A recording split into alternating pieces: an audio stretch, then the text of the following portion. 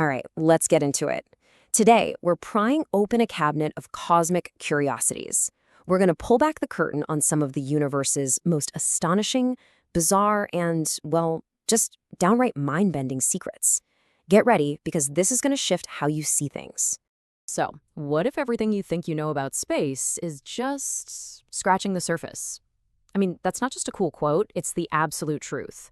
We're about to go on a tour of this cosmic cabinet of curiosities. And trust me, what's inside is going to challenge pretty much everything you thought was possible.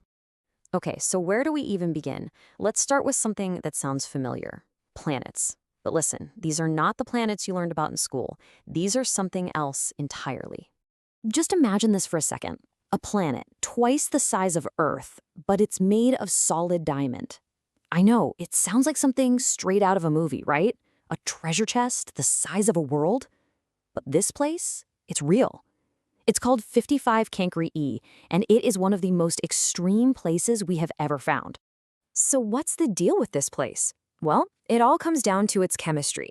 See, Earth is mostly made of silicon-based rocks, but 55 Cancri E, it's a carbon-rich world. And all that incredible pressure and heat from its star, well, it probably squeezed all that carbon into a planet-sized gem. It's literally a giant diamond floating in space. Okay, so you have to be wondering, what's a diamond planet worth? Get ready for this number, $26.9 nonillion. That's a 26 with 30 zeros after it. I mean, that is more money than has ever existed on Earth by an astronomical margin. Yeah, I wouldn't start planning your interstellar heist just yet, though. But you know, as incredible as a diamond's planet sounds, the universe definitely has a dark side. So let's shift gears. We're going from a world of treasure to a world of pure terror, a place that makes our worst hurricanes look like a gentle spring breeze. Welcome to HD 189733b. From a distance, it's beautiful, right? A deep blue marble. But if you got any closer, you'd find an absolute nightmare. We are talking winds blowing at over 8,000 kilometers per hour. That's 7 times the speed of sound. And the rain? Oh, it's not water. It's molten glass, flying sideways. All right, so we've seen some pretty hostile worlds. Now let's turn to the true monsters of the cosmos. These are the most powerful, most destructive objects we know of, and they're lurking out there in the dark between the stars. First up, neutron stars. Think of them as the universe's super-dense zombies. When a star way, way bigger than our sun dies, it doesn't just flicker out. No, it goes out with a massive bang, a supernova. And what's left behind is its collapsed core, an object so crushed by its own gravity that it basically breaks the laws of physics. That's a neutron star.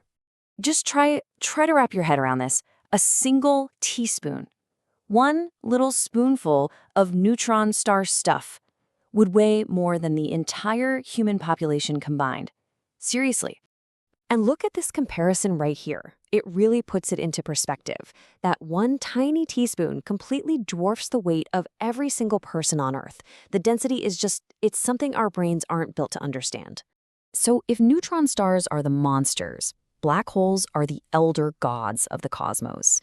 These are points of infinite density where gravity is so intense, nothing, not even light itself, can get out. And what happens if you get too close is, well, it's not pretty. And there is an official scientific term for what happens to you, and it's surprisingly descriptive. It's called spaghettification.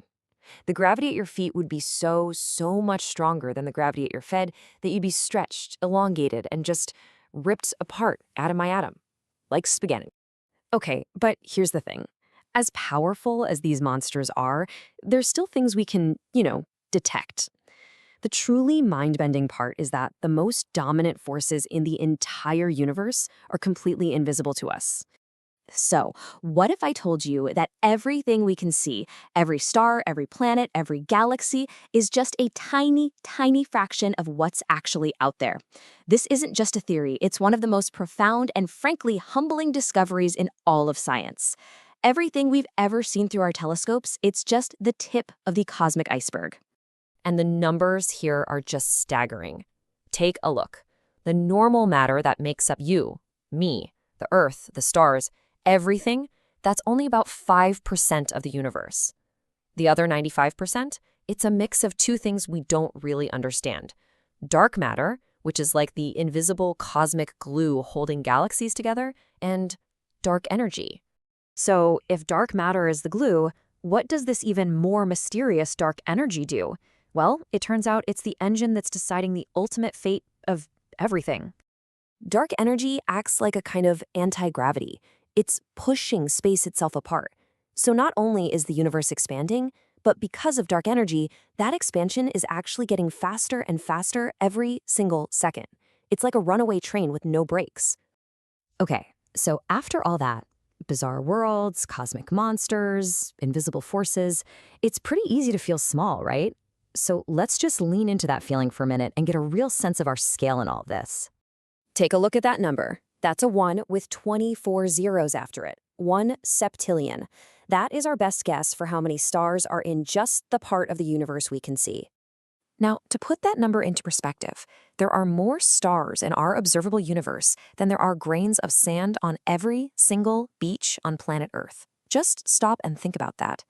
Imagine you could count every grain of sand on every beach in every country on every continent. You would still fall short, wildly short, of counting all the stars. The scale is just, it's both beautiful and completely terrifying. And this is what brings us full circle. Because around any one of those septillion stars, there could be a diamond planet, or a world where it rains glass, or a super dense neutron star, or a reality-bending black hole. The potential for cosmic weirdness is, well, it's practically infinite. And that really is the ultimate takeaway here. The universe isn't just stranger than we imagine, it's stranger than we can imagine. Every time we think we have a handle on things, we discover something new that just opens up a dozen more questions. So the thought I want to leave you with is this. What other impossible, bizarre curiosities are still waiting for us out there in the dark?